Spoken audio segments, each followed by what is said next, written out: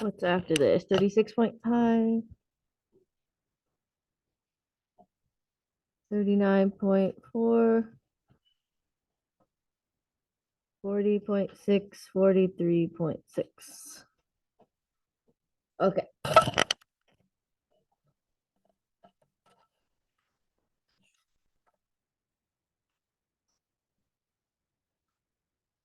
Alrighty. So down here, I'm going to use the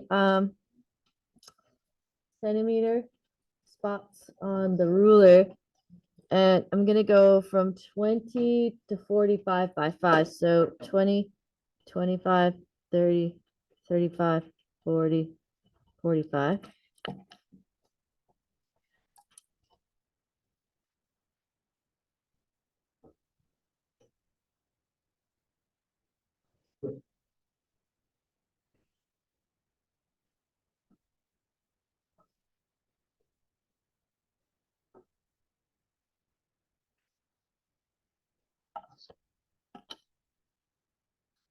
Okay.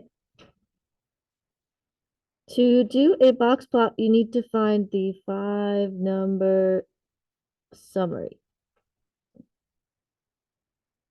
The first number we need to find is the min.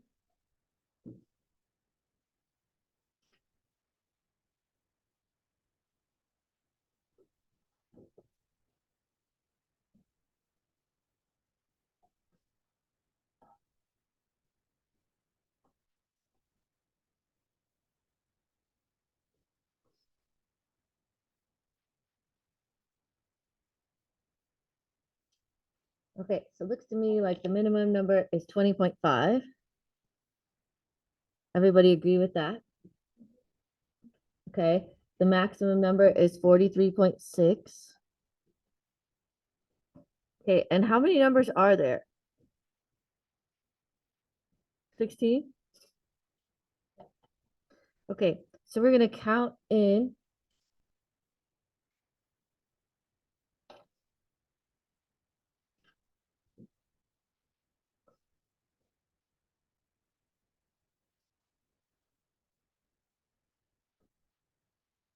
And the median is going to be right between the 8th and 9th numbers because there's 16. So there's 8 below the median and 8 above the median.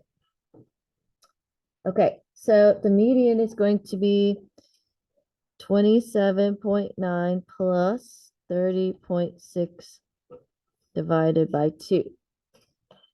That's how we find what's between two numbers. And when you do this on the calculator, you're going to do 27.9 plus 30.6. And then you're going to hit enter and then divide by 2, enter.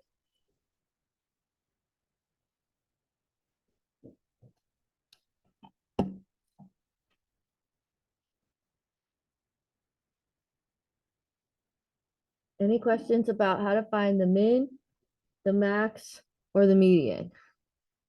Okay, now we're going to ignore the median to find the first quartile and count in. So ignore the median, everything below it. Cover up, cover up, cover up. Okay, so Q1 has to be here. Can you guys tell what Q1 has to be? What's right between 25.2 and 25.6? Yeah.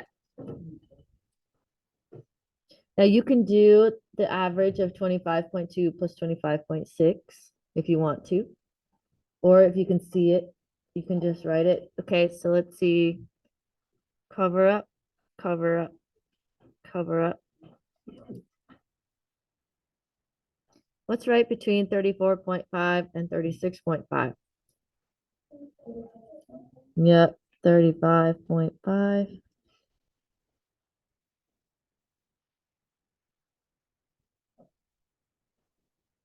Okay, so now we come over to our number line, which we have made sure to evenly space on purpose. And we're going to draw vertical lines at each one of these spots. So 20.5, 25.4, just estimate it. Doesn't have to be perfect. 29.25, 35.5, 43.6.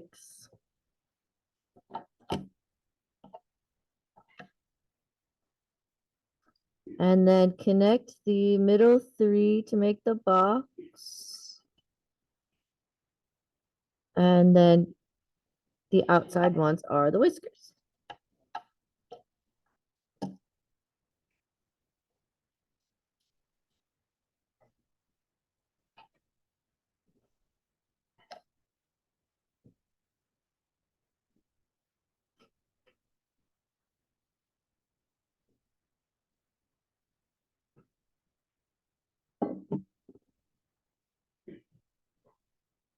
Any questions about how to do a box and whisker plot?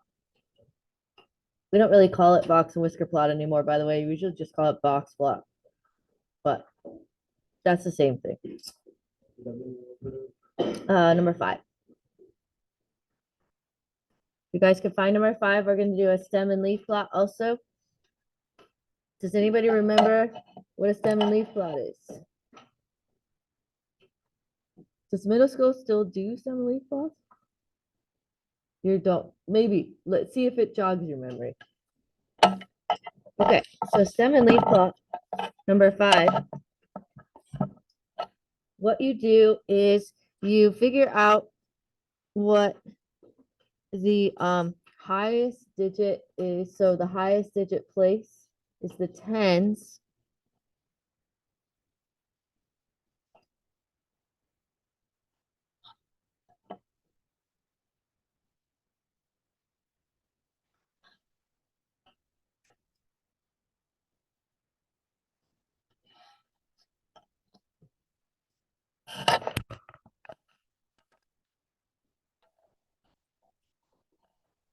Okay, first thing you need to do is put a 0 here on McNeese state because each one of these should have the same number of digits. The stem is going to be the tens place. So 0, 1, 2, or 3. This represents the zeros, the tens, the 20s, and the 30s. And then we order them least to greatest in the leaves. Do you see how there's only one with 0 on the front? So the only possible leaf is 2. Okay, now let's find the things with 1s in the front. There's 1 here, 1 here, 1 here, and 1 here. And the leaves are 1, 1, no, no, no, lies. 1, 3, 7, and 7. Do you see where the 1, 3, 7, 7 came from? 1, 3, 7, 7. Okay, now let's do the 2s. The 2s are 28 and 29, so the only leaves would be 8 and 9. And then the 3s, yep, 1 and 7. Did it come back to you? Have you done a stem and leaf plot before? No, it's not that hard though. That's it. It's actually really cool if you're nerdy like me. If you turn it on its side, it becomes a histogram. And you could tell how tall, how many numbers occurred in each range. It's just a histogram on its side. Okay, all right. Now, if you guys could find this page that says 10-5, we're gonna do 3 problems, 5, 6, and 7. So let me show you the agenda first. What? I was just trying to figure out if we did the 7th one. Oh, did you? I feel like every other year people said they've done it, but who knows? Okay. Today is just more of the same from Friday. We're going to work with two-way tables. So there's a lot of practice with that. The homework is 17 to 23, skip 22, and this is a poor chap in a college math class who is going to turn his paper in very early, apparently, because he doesn't know what he's doing. Yeah. You guys know who that is?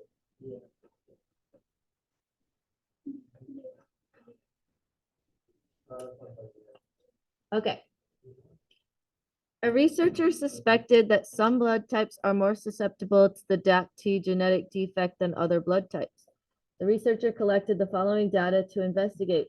Make a conditional relative frequency table to determine whether there is an association between blood type and the presence of the TAPT defect. All of the two-way tables in this lesson are displayed for convenience with a variable across the top as the independent variable. That means that you calculate percents for columns. The percents in a column should add up to 100%. Okay, we did this on Friday. We're going to practice this again. It sounds fancy. What I want you to do is take some kind of straight edge and make a table that has the same amount of boxes as this table, but we're going to make them a little bit taller than this one.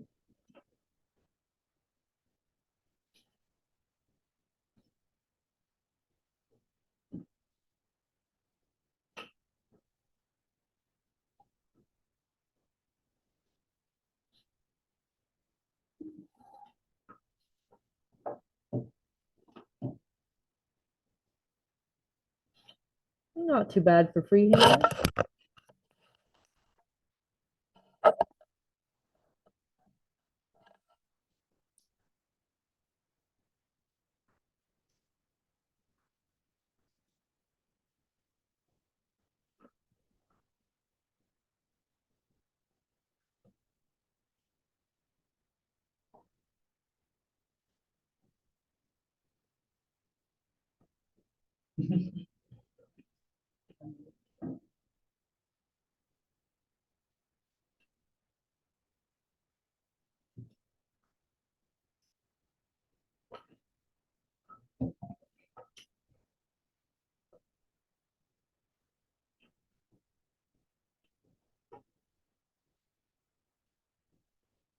Okay, the first thing I want to point out before we start is that these decimals are the number of people in millions.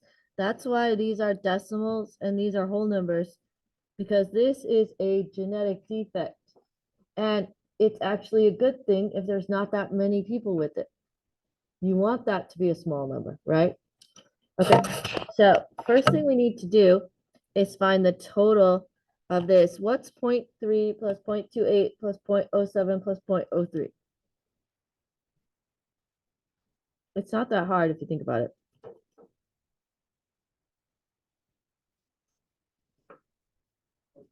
0.68, beautiful job.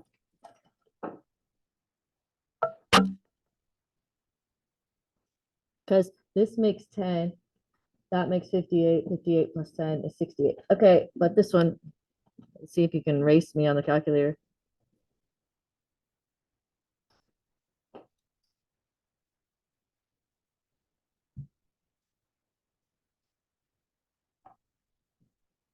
Okay. Any questions about where I got the totals from? Okay, now we're gonna do what we did on Friday, which is we're just gonna look at selective parts of it. We're just gonna look at this part now. What's the probability that someone has type O if they have the TAPT defect? 0.30 over, what's the total? 0.68.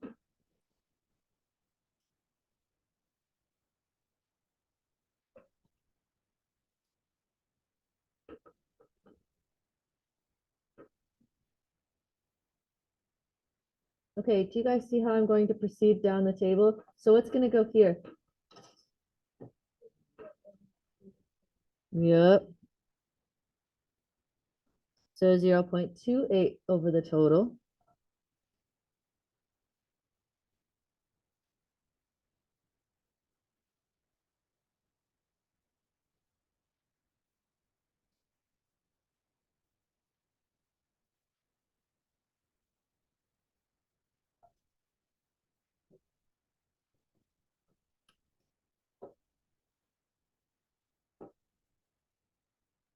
You guys following what I'm doing over here? 0.03 over the total.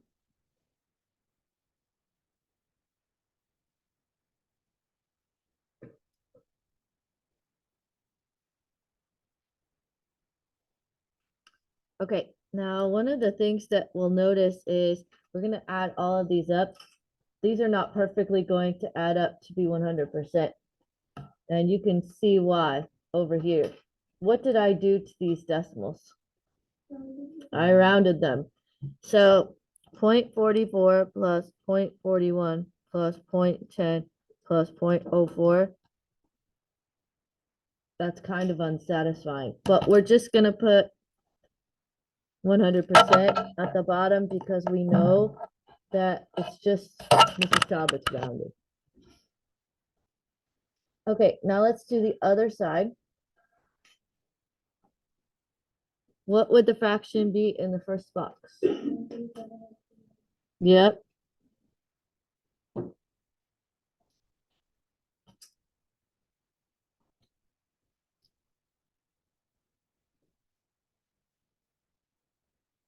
Okay, so let's pause here and ask ourselves a question.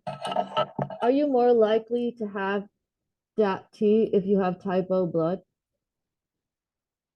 No. No, you have 44% chance of having it and 44% chance of not having it, whether or not you have type O blood. Do you think that they're associated? No, because the probability doesn't change. Okay, but let's see if they're all that way. All right, what's the next one going to be? 131?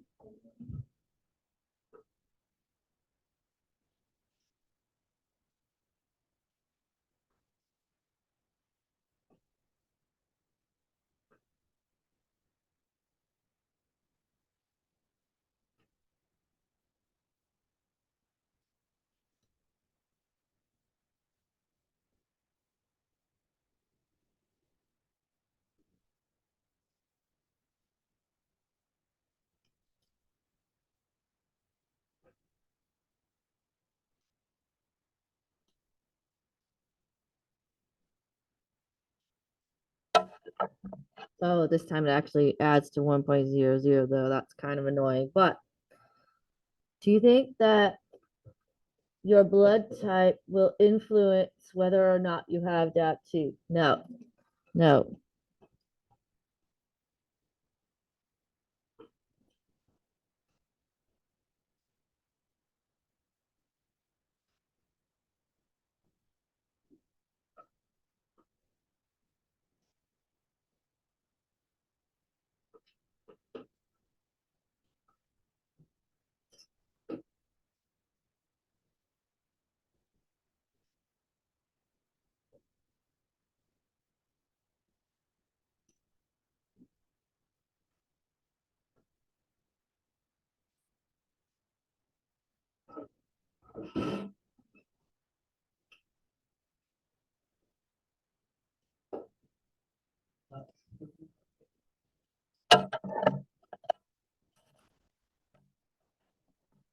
Are you guys going to be able to handle sitting together?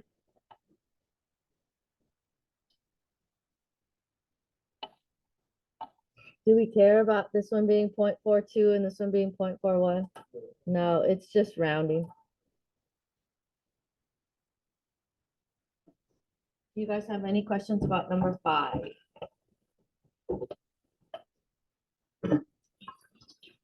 Anything? Number 5? Okay, when you're ready, flip the page over to number 6.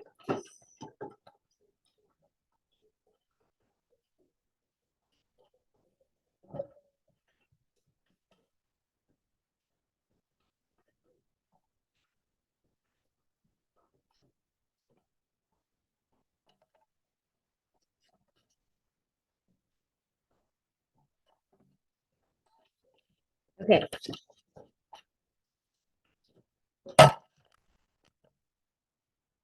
We have a lot of questions here, but none of them are take very long. Except number 7. Number 7 is going to take us a minute. Number 6 is very quick-ish. I know it looks long, but it's really not that bad. What is the probability of living alone? Okay. Yeah. Okay. So what you want to do is go to the total amount of people living alone. This is in millions, but we don't care about that. So we're going to go probability living alone. Okay. How many total people are living alone? 32.73 million, but we just care about the 32.73 over how many total?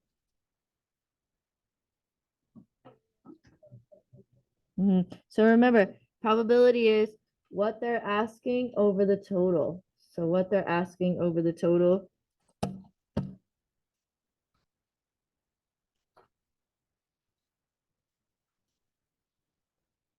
Zero point 0.10, which I guess I could have figured out from the numbers, but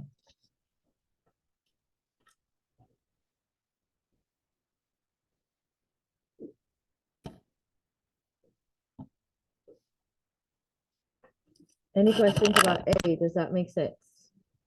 Okay, what's the probability of being 65 or older or over? Okay, hold on.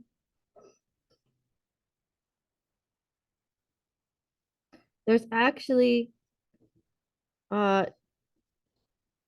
these two boxes are both 65 or over. Do you guys see that this is 65 to 74 and this is 75 and over? So you actually need to add 21.4 plus 17.76 over the total. You guys see why I had to add two boxes? Are you sure? Okay. And this again,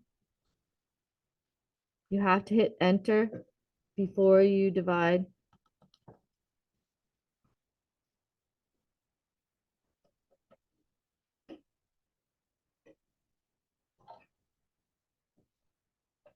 Okay. Now we're going to be smart on C. If the probability of being 65 or over is 13%, what's the probability of being under 65? Do I need to do all this work? No. Yep. So you're going to go 1 minus 0.13, which is 0.87, which is 87%. In AP Stats class, we call this the complement. The complement is everything else. So if I find this one, I can find its complement by subtracting everything from 1 or 100%.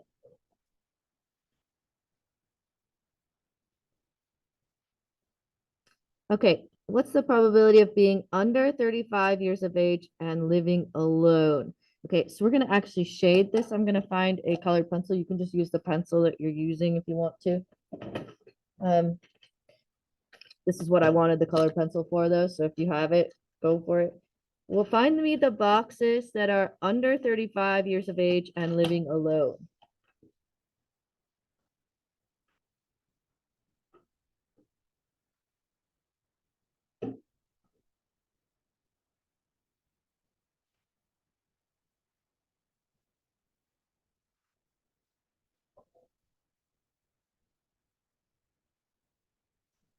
Do you guys agree that it's those two boxes? Okay, so remember, and it has to have both things.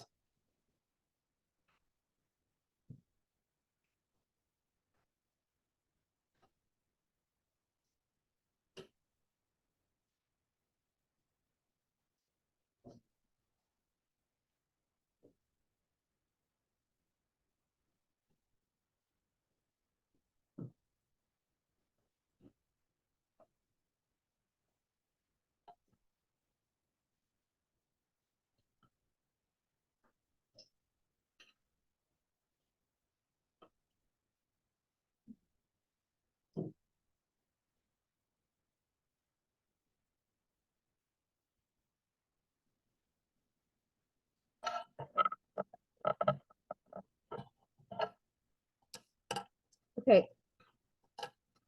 To find the probability of being under 35 years of age or living alone, Cui added the total number of people in the first two columns to the total number of people in the first row.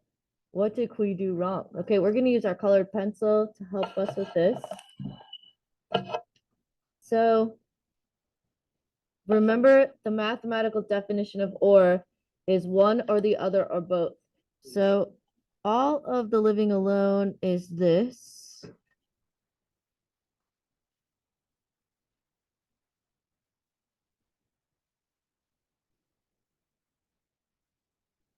So this is all the living alone. I'm not going to shade the total right now. And then all of the under 35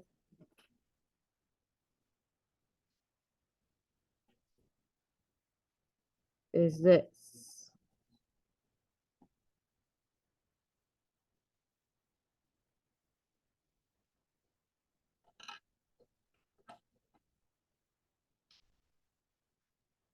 What Cui did was add this number and this number and this number. Why is that incorrect?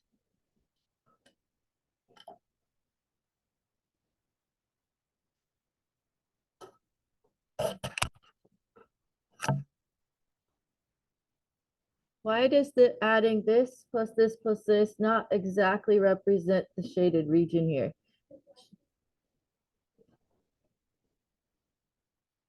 What, dear? I can't hear you.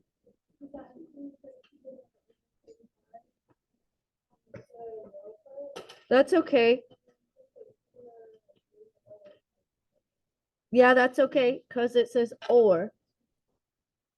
So or means one or the other or both. So it's adding up all of the people that are living alone and all the people that are living with others or both. Yes, Marianne?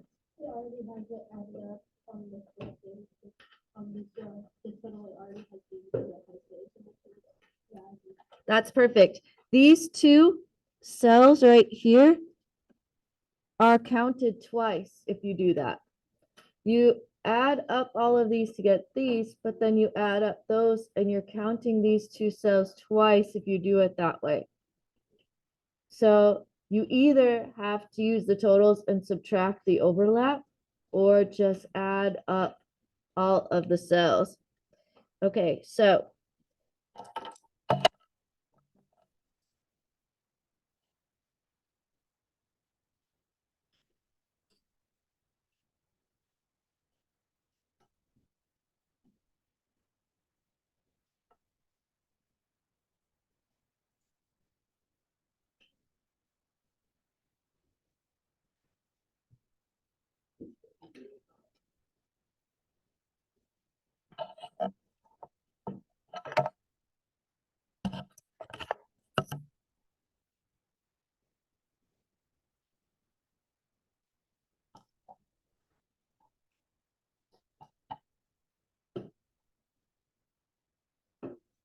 okay, last problem, number 7, and this is going to take us a minute.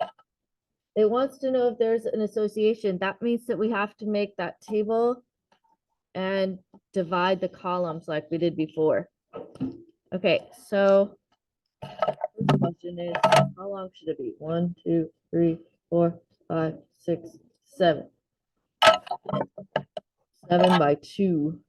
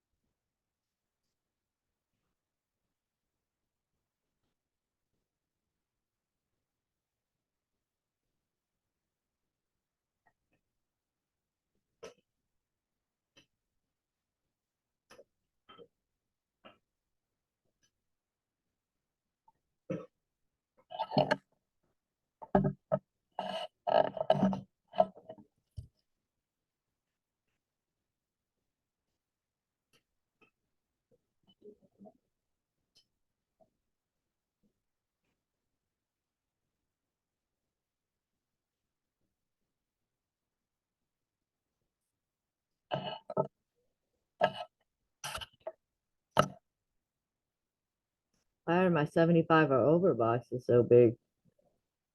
I don't know.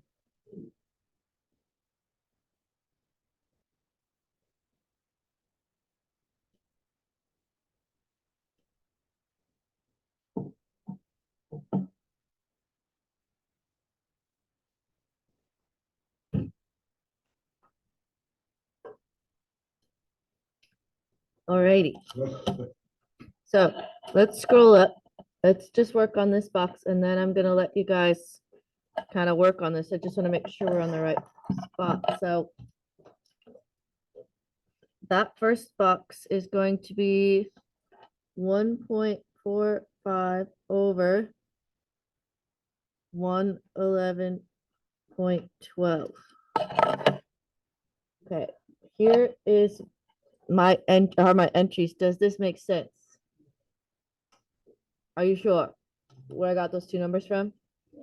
Okay, so 1.45 divided by 111.12 is 0.01.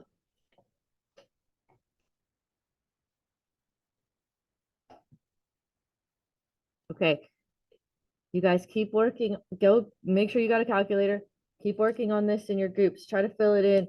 In a few minutes, we're gonna come back and write a conclusion. Do you know how to keep going?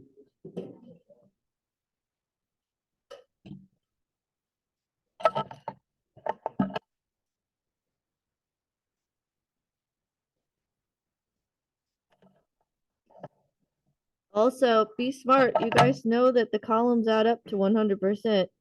So if the top one is 1%, then what's the bottom one? Exactly, it's 0.99. Don't do more work than you have to.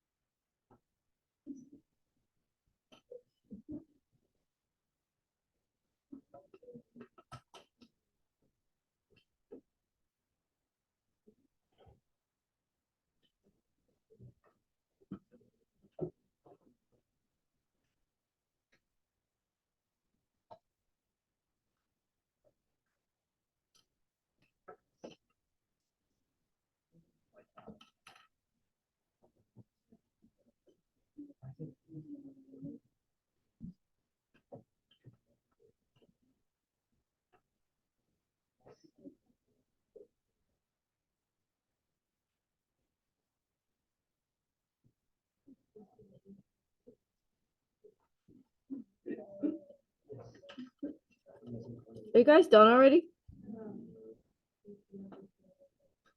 I was gonna say, how did you beat me? I'm only on the 65 to 74.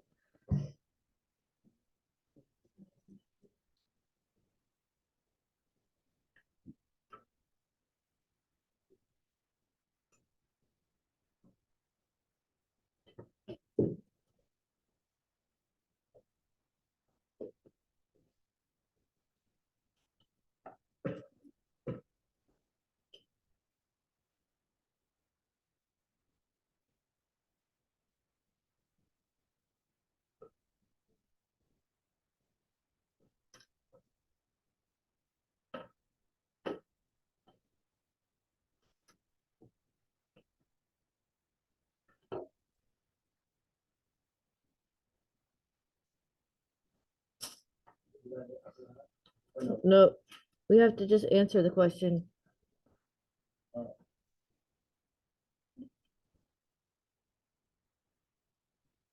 Did you get, Sean, did you get 0.37 for the top right one? Okay.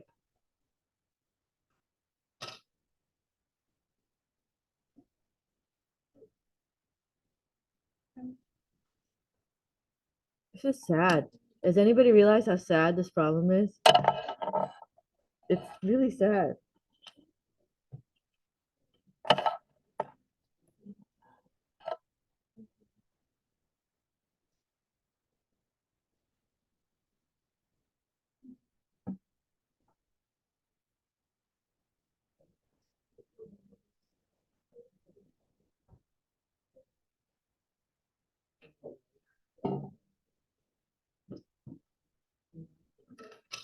How'd we do?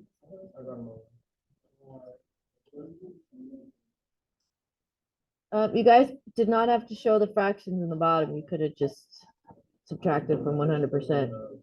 What? Yeah, it's okay.